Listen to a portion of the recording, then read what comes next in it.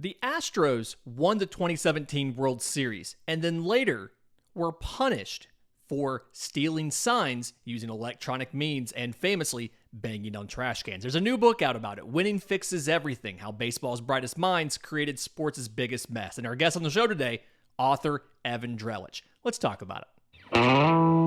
You are Locked On MLB Prospects, part of the Locked On Podcast Network, your team every day.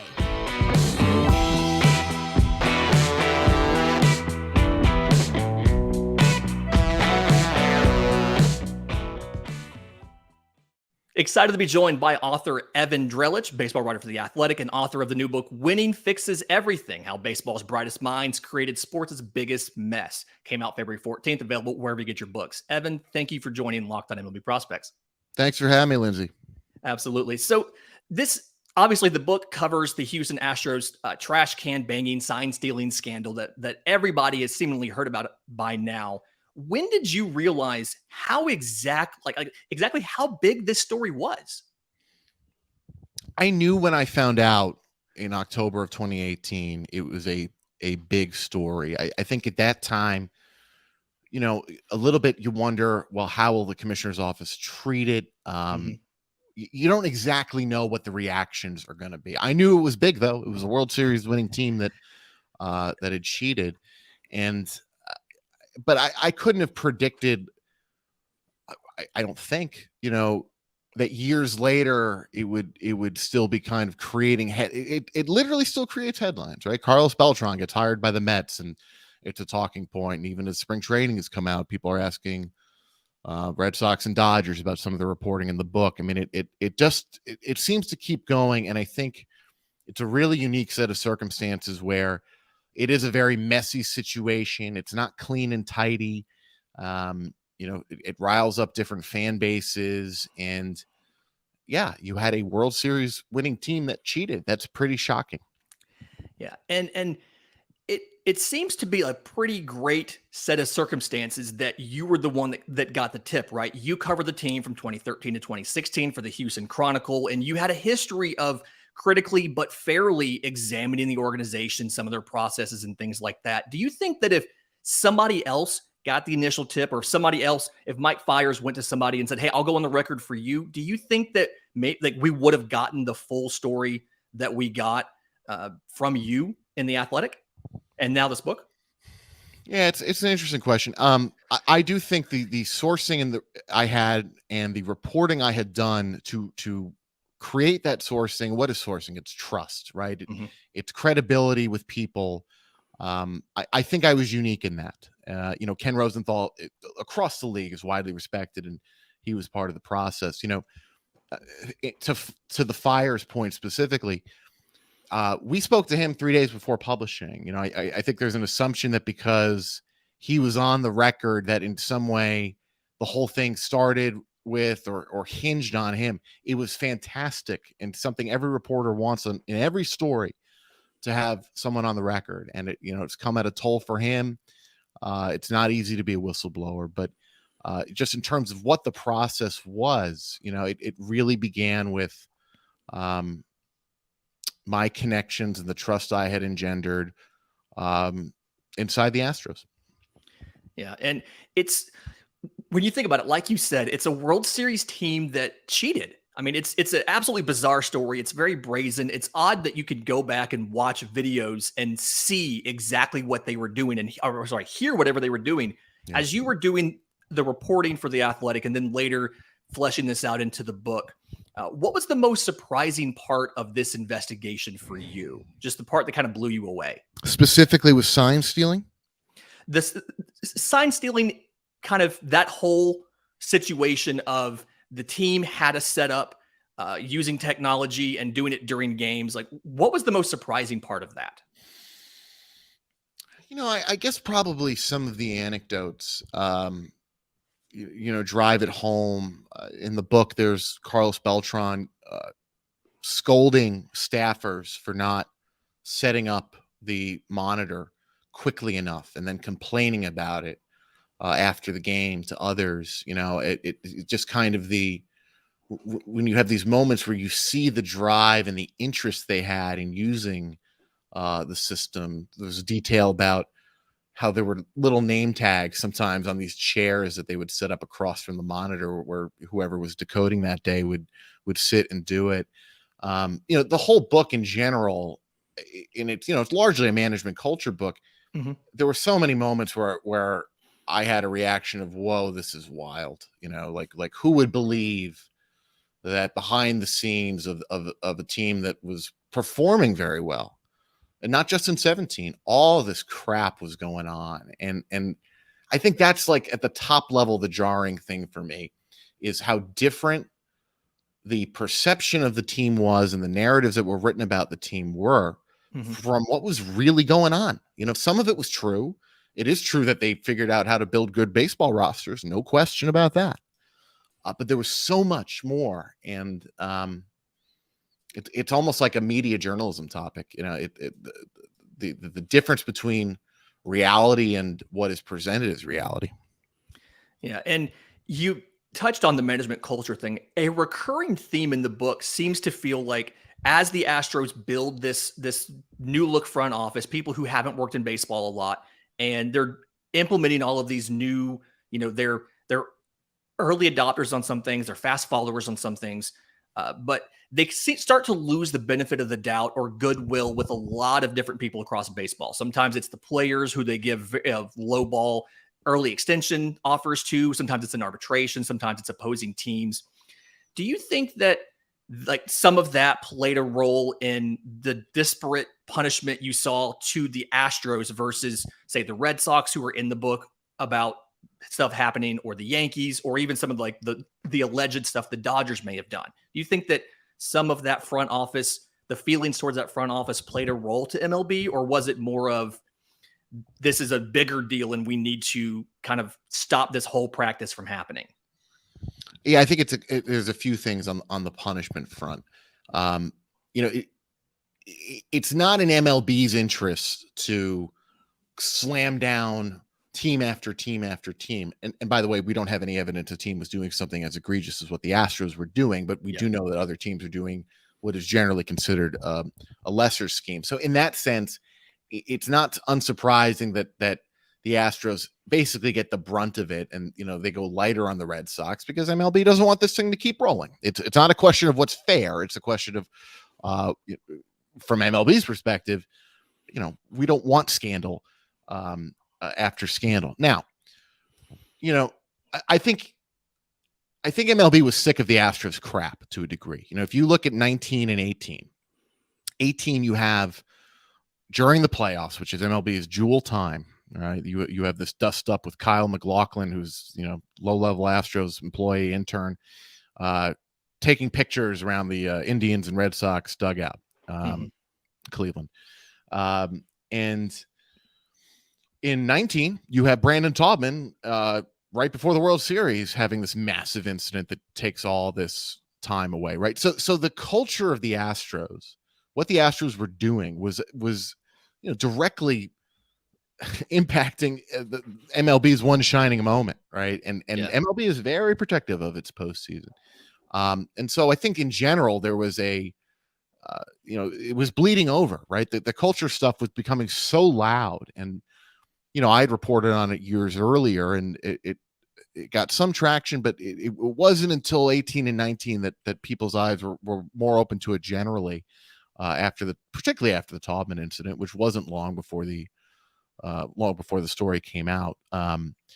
So, look, if you read Manfred's report, I mean, there's something pretty extraordinary in there. The public report he did on the Astros, he totally takes baseball operations in Houston to task, right? The culture that Luno built. He also exonerates Jim Crane, which, that's what commissioners do. They protect their owners in almost every situation. That's the job. Right. Yeah. Yeah, I think that's kind of, I think there was a sense with MLB of we've had enough of this, heading into the investigation. But look, you still need then it turns out that the facts on the ground, as reported by Ken and I, and then MLB even finds a little bit more, also backed up that like, hey, something was wrong here. Yeah, and along that same vein of something's wrong, and MLB has to step in and fix it. Do you think that MLB now has some sufficient protections in place to prevent future scenarios like this one? Or is it just going to be whack-a-mole where it'll be something different and MLB will have to put in new rules to stop whatever the new scheme is? Have they done enough? Because the theme of the book almost is this mentality that, win at all costs, cutthroat, we don't care about the human element. We don't, we're going to do everything we can to win games in any possible way. Has MLB done enough to protect the game from things like this happening going forward? So there's a couple points there.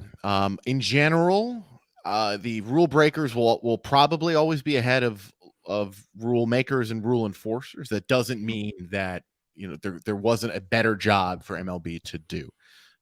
As far as crossfire sign stealing allegations, it does seem to have quieted. It's not like we're hearing all the time now, I think this team was stealing. We hear it a little bit now, but it does seem to be quieter. In general, it's now harder to do it, right? If you were going to do electronic sign stealing now, you'd either have to be hacking into PitchCom, or doing something more clandestine, like wearing a buzzer. It would be, it's harder to do what the Astros were doing and with the other, Red Sox, Yankees, the base runner system. It's just not as easy to do. But it is human nature. It is baseball players' hyper competitive nature to try to find an edge. That's not going away. There will someday again be a form of cheating. The question will be, is it found out? Do we hear about it? The door to the imagination is opened here. MLB is being relatively upfront with the fact that in their, all the new rules they're putting in this year. Like, I was at a demonstration yesterday. They did one in Florida, one in Arizona, and I was at the Florida one. They talk about the circumvention. They're aware that players and teams are going to try to leverage these new rules in ways that benefit them. And, they're trying to be proactive with that circumvention. And who knows, maybe if the sign stealing stuff doesn't come out, or they don't have to deal with that kind of scandal, maybe they're not as keen on it. But the irony was that MLB had gone through the PEDs. Manfred was a point person there, and Manfred leads the push to put technology in all these teams, clubhouses with these video rooms, right, or near the clubhouses and near the dugouts. And what do you think these people are going to do if you give them new video tools? What do you think? When you implement it and you don't have the safeguards, things can happen. Back to our interview in just a minute, but first, today's episode is brought to you by our friends at Built Bar. We are in spring training. The games are starting soon. So if you're ready to take a road trip to either Arizona or to Florida, you've got to get some Built Bars. If you're anything like me and my family, when we road trip, we stop at the gas station, obviously to fill the car up. But then we go inside and we pick up candy. We pick up crackers. We pick up chips. We pick up soda. And we just munch on unhealthy food all the way till we get to our destination. Instead, try a Built Bar. One, they taste good. 100% real chocolate for every single Built Bar. Flavors are fantastic. Churro, peanut butter brownie, coconut almond, things like that. And then they keep you full because it's only 130 calories and 4 grams of sugar, but 17 grams of protein. And that's what tells your body that you are not hungry. So go to Built.com, check out all of the flavors that they have. Order some Built Bars so that you have them ready for your road trip. If you run out while you're on the road, you've got options. Stop at your nearest Walmart, go to the pharmacy section, grab a 4-bar box of cookies and cream, of double chocolate, or of coconut puff, or go to Sam's Club and grab a 13-bar box of brownie batter or churro. It's the best way to keep yourself from gaining 5 pounds on your road trip. We are joined by Evan Drellich, baseball writer for The Athletic, author of the new book, Winning Fixes Everything, How Baseball's Brightest Minds Created Sports' Biggest Mess, out now, available wherever books are sold. Talking about the players, one of the big things that a lot of fans had issue with was the fact that no active players were punished for the Astros scandal. And this is in the book a bit, but do you think it was possible for MLB to get the level of information that they got to fully understand what was going on without offering immunity to the players? Was there any other way to do this, or was that the only option? I mean, to me, the reporting Ken and I did was very detailed. And then subsequently after that, literally same day, actually, John Boy very quickly puts together video evidence as well. Ken and I had opposing player Danny Farquhar on the record. We had Mike Fiers on the record. in addition to the unnamed sources in the story. So I find the notion that we had to grant them immunity to punish this or get to the bottom of it really dubious. I'm very skeptical of it. I think, and Manfred has talked a bit about what was probably more the motivating factor. He didn't put it that way, but he's talked about this factor, which was, if he punishes or attempts to punish, the union's going to have a pretty good case to overturn it, or at least reduce them. And, so then it's a bit of pick your poison for Manfred. Do you run that risk? How do you look? Do you look worse if you do that? And you're meant to look ineffective because your punishments don't hold up. So it's a bit of pick your poison at that point, but that's self-inflicted. If Manfred had seen, it was a matter of foresight. If Manfred had realized how this problem could grow, and he had a little opportunity to, and realized what the outcry would be if it ever got bad and he didn't punish a team. If he could have seen this scenario coming a bit, he probably would have made an attempt to establish with the players union ahead of time, hey, this is a punishable behavior and this is how it's going to be punished. That has now since happened. The league and the union came to an understanding on that, but only after the fact, right? And so it was Manfred basically sitting there thinking, I'm not, this will be fine. I'm going to hold the manager and the GM accountable, and I'll find the Red Sox and the Yankees in 2017, and everybody will respect me, and I won't have a problem going forward. And that's not what happened. Definitely not what happened. A big part of the book, and you touched on it earlier, is it's really a management and business culture story. And they talk in there about how to create an organizational philosophy behind evaluating and drafting and developing, and how a lot of MLB teams, if you're an early adopter or a fast follower, there's a time period where you have an advantage over the rest of baseball because you have more and better quality information. And for the most part now, we've seen obviously TrackMans everywhere. A lot of minor league affiliates have it now. High-speed cameras are ubiquitous in the game. Have you kind of seen like the next area where there is that inequality, where some teams have adopted this new technology or this new process and not everybody else has done that yet? What is to what TrackMan is in 2015 or 2014? What is that technology today? I that's an interesting question, and I could ask some people about it. I would only be speculating. We know that, look, wearables are proliferating, things that can measure not just the performance on the field, but literally kind of how your body operates. There's studies done on bats now. I mean, in the extent of it is far reaching, but no, I don't know off the top of my head, like what is the thing at the moment. And frankly, teams don't want that out there. And it's one of the things that's kind of too bad about the rise of analytics, in the sense that everything is proprietary, because it kills some of the fun narratives, right? Like baseball fans, baseball media, who brings things to fans, like, you want interesting stories about how things are done. And when everybody's standing there going, oh no, we can't talk about that. Well, okay. Sorry, the strikeout, walk, home run fest, without an interesting backstory behind it, not that interesting. Wanted to take just a second here before we wrap up and cover some minor league baseball unionization real quick. You were one of the first ones with the stories about the Players Association creating a minor league bargaining unit, wanting to get them organized. And you wrote back in late December about proposals had started to go back and forth between the minor league bargaining unit and MLB as a whole. Do you have any knowledge as of now as to where those negotiations stand? And should fans be prepared for either a CBA to be enacted during spring training or any sort of disruption to the season because there's not one in place? So those aren't necessarily mutually exclusive. If let's say they don't get a CBA done in time for the season, you don't have to have a work stoppage, right? MLB, the owners don't have to declare a lockout, and the players wouldn't have to strike. And in fact, in this case, I would be very surprised if either would happen. I would just assume that they would keep bargaining. It's a brand new union, a huge amount of players. Do minor leaguers have the leverage that major leaguers have? the idea of like taking them out on strike on opening day because you don't have a CBA yet. It's the first CBA. It's complicated to put together because you're starting from scratch. So no, I don't foresee a minor league work stoppage in the near future. I mean, I guess something could always change. Yeah. And where are they now? They're still bargaining. That's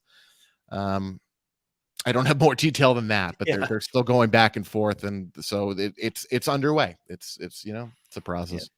And when the major league side had their CBA negotiations, as we understood it, or as I understood it, the actual agreement was understood. All the parameters were understood, but the actual CBA itself had to still be written by the lawyers and get through all of those processes. Do you know if the major league CBA has been finalized on paper legally, or is it they're still working under that initial agreement that they made in negotiations? Yeah, no, they're still on the tentative agreements. They are trying to put together the final form of the CBA, and you got to word it and make sure the other side approves of the wording, whoever's doing the wording, and so that process is taking a long time. I want to see the final CBA. I know some fans, CBA wonks do too. So at one point I was told hopefully by opening day. I checked, I don't know, maybe a couple weeks ago about it, and yeah, still going. So I don't know. I don't know if they'll hit opening day or not. And you would hope a year later that maybe that could get done, but stay tuned. Yeah.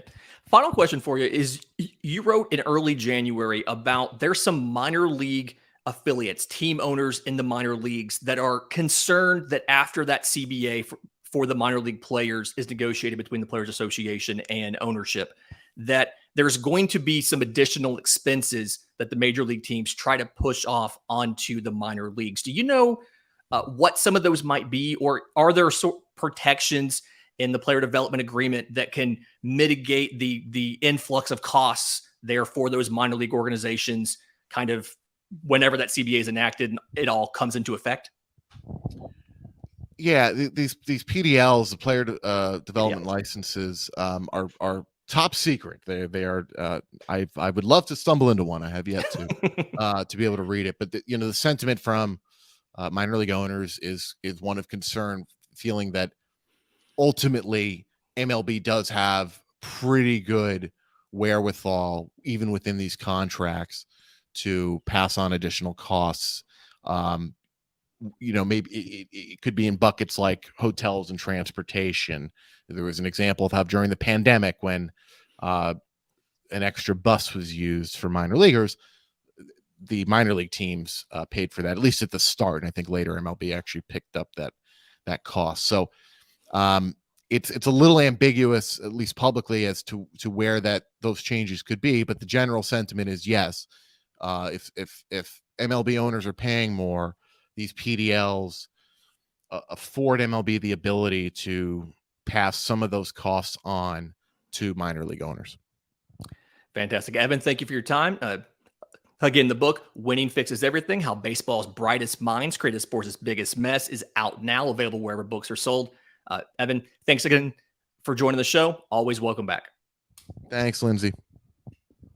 Today's episode is brought to you by our friends at FanDuel. We are at the midway point of the NBA season, and now is the perfect time to download FanDuel because it is America's #1 sportsbook. New customers get a no-sweat first bet up to $1,000 back in bonus bets if your first bet doesn't win. Just download the FanDuel Sportsbook app. Safe, secure, super easy to use, and you can bet on everything from the money line to point scores, threes drained, everything like that. And you can combine those bets for a chance at a bigger payout with a same-game parlay. So don't miss your chance to get your no-sweat first bet up to $1,000 in bonus bets when you go to FanDuel.com/LockedOn. That's FanDuel.com/LockedOn to learn more. Make every moment more with FanDuel, the official sportsbook partner of the Locked On Podcast Network. Great chat with Evan. Reminder, Winning Fixes Everything, available wherever you get your books. Just a fantastic read about not only the Astros scandal, but about how you develop, how you collect information for minor leaguers, and what you do with that. Speaking of minor leaguers, really interesting story that broke late in the week last week. So Bally Sports That is the networks that air a lot of games for a lot of different teams. So, like the Mets own their own broadcast network. The Yankees, YES, like they own their network. But a lot of teams in baseball, in hockey, and in basketball have sold the broadcast rights to Diamond Sports. Diamond Sports owns all of these Bally Sports regional sports networks. They bought them from Fox when Disney bought Fox because the Department of Justice said you couldn't own these. They are filing for bankruptcy.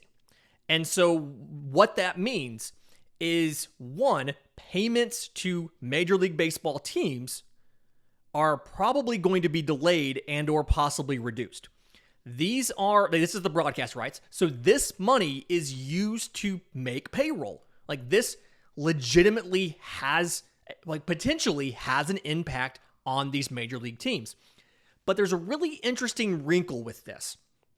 And it's that Major League Baseball, according to Rob Manfred, has an opportunity to fix the blackout rules if Bally goes bankrupt. So here's what happens with the blackout rules. The way that it's set up now is essentially every zip code in the country is assigned one or more major league teams.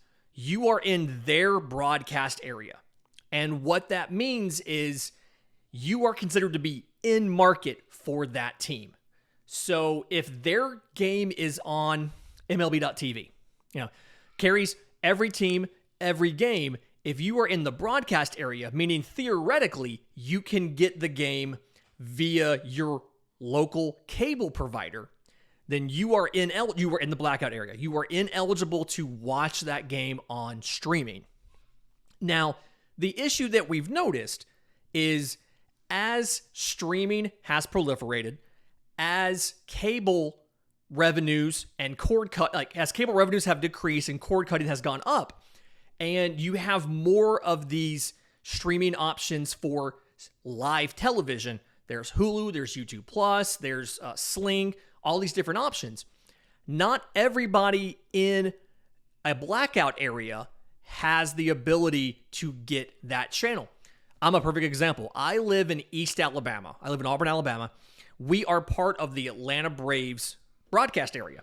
But YouTube TV, who I was using for the longest time, YouTube TV did not have an agreement with Bally to stream Bally Sports South and Bally Sports Southeast in Alabama. They were in a carriage dispute. They resolved it partially. And so anybody in Georgia could pay to get Bally Sports Southeast and Bally Sports South on their YouTube TV package, but people in Alabama could not. And so there was a time period there where I legally did not have an option in my streaming package to get Atlanta Braves games. But because I was in the blackout area, MLB.tv said, we are not going to let you watch Braves games from where you live. So there's ways around that. And I was able to watch all the games I wanted. Most of what I watch is MLB.tv anyway, minor league games.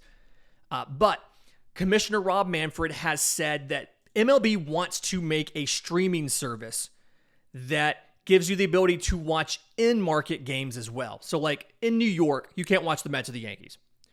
In Iowa, states that don't have teams, sometimes there's multiple teams that are blacked out. You may not have access to the Cardinals or the Brewers or the Cubs or White Sox. Like you may have multiple teams that you're cut out from. And so Rob Manfred said, if the RSNs go bankrupt and something has to happen, the MLB teams that are carried by Bally Networks might be able to be distributed as soon as 2023 through some sort of digital service like an MLB.tv. So there is potentially some positives that can happen as far as reach and the ability for anybody to watch any baseball game they want, including what's considered their local team, even if they don't have an option in linear television to watch that team. Now, what I like about what MLB has done this year to MLB.tv is they have added minor league games as well. So it's a really interesting setup. If you pick your favorite team in MLB.tv, and then you can watch that team provided you're out of market. The way that MLB.tv is set up is, like for this upcoming season, is you can also watch any minor league game for that favorite team that you set on your television. So if you have a Roku, Google TV, Apple TV, whatever it is, the MLB.tv apps on those will let you watch these games. Whereas like right now, MLB.tv only works in your browser. So in my office, in my home office that I'm in right now, I can watch these games on my computer, but the TV I have over here can't play those games. So starting in 2023, with MLB.tv, you'll be able to watch those minor league games for your favorite team that you've selected in the app. You'll be able to watch those games on your television. But shout out to our friends at Baseball America. They reached out to MLB and got some clarification. There is nothing in MLB.tv that prevents you from changing your favorite team as often as you want.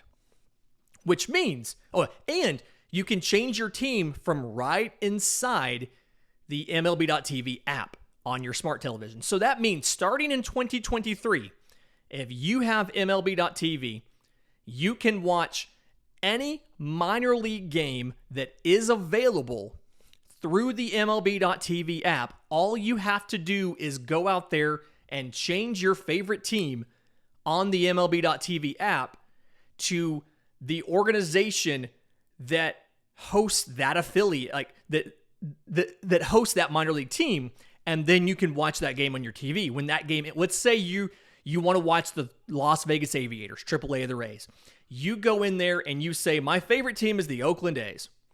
And it asks, are you sure? Because not many people say that. And you say yes. It'll let you watch any game from those affiliates of the Oakland A's. You turn on Las Vegas Aviators game, you watch that game. That game is over. You want to watch the AA Montgomery Biscuits. You go into MLB.tv on your smart TV. You change your favorite team to Tampa Bay, and now it lets you watch the Biscuits game. So it's a little bit, it's an extra step, yes, but you have the ability to watch minor league games on your smart television when you did not have that before. So it's a change. It's a positive change that makes it a little bit easier to enjoy minor league baseball in the best possible scenario. So I'm a big fan of this change. Very excited to be able to watch MLB.tv MILB, watch minor league games, MILB.tv, minor league games on this big television versus the computer screen. Fantastic week this week. More stuff coming up. We have MLB draft talk. We've got about some prospects that'll debut this year. Lots of fun stuff. If you have questions for the mailbag, I'm on Twitter at Crosby Baseball. Show's on Twitter at Locked On Farm. You can email us, lockedonmlbprospects@gmail.com, or drop your questions in the Locked On MLB Prospects Discord. Link is in the episode description on YouTube. Link is on the show notes on audio. Until tomorrow's show, this has been Locked On MLB Prospects.